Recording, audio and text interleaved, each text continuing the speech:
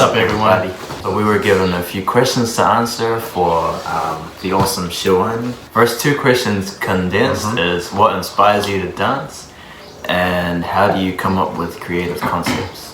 What inspires us to dance is the music, whatever genre it may be. It always gets me up and moving.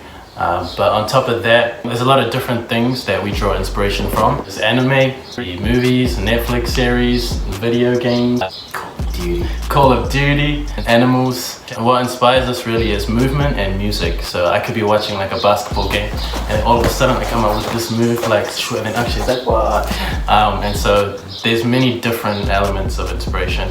But music would be the main thing. How do you come up with creative concepts? So what happens is we hear the music first, and then the music usually paints a picture or a story or a mood in our head. Once we have that story, we usually draw inspiration from certain things that relate to that story or that mood. We discuss it with whoever's shooting the video to see if it's possible. Sometimes our ideas are a bit unrealistic. Yeah. Next question, how can one be motivated to dance? I would say if you're feeling like you need motivation to dance, you may not be challenging yourself with the dance that you do. Dang it! If you do need motivation to dance, maybe try to choose like tracks that you are really enjoying, or maybe an out-of-it track that you wouldn't choreo to, or learn a new style of dance. You know, when you keep learning new stuff, you get motivation to keep going at it and like building on it. We love incorporating bhangra or styles that you wouldn't think hip-hop dancers would do. We try to add a little bit of it in our own way in the dance, and like it keeps us motivated to learn new styles as well.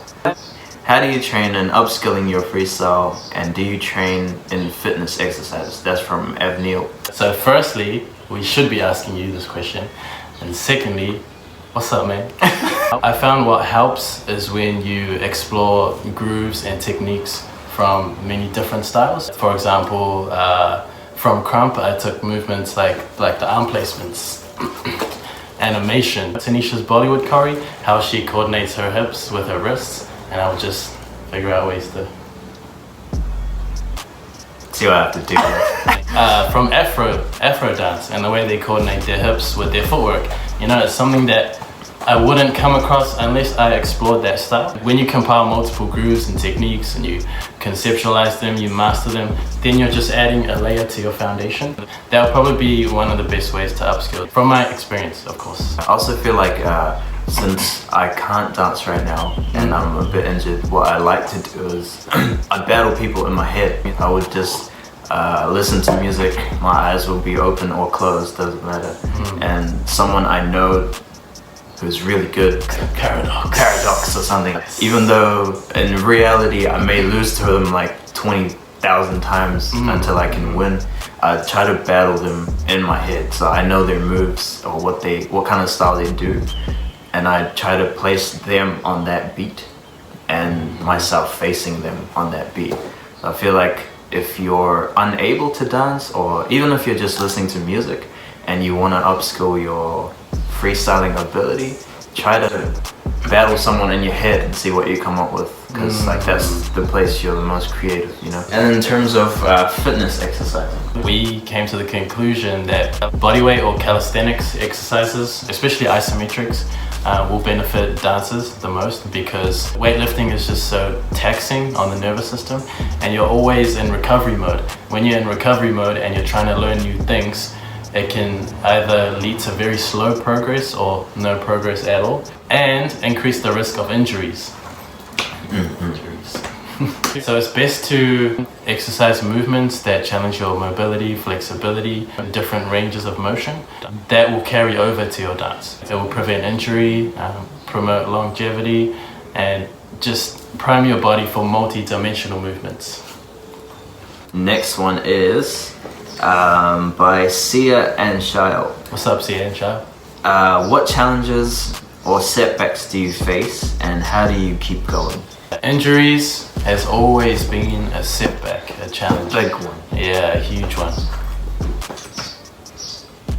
So when we do face a challenge like an injury, I just know that there's something else that we need to work on, and this is our time to do that. You know, even if we need to step back from the dance for a bit just to plan or brainstorm what we can do next, that could be a benefit. Even if I injure, say, my knee, maybe there's something I need to work on with my upper body. So there's always something that you can work on.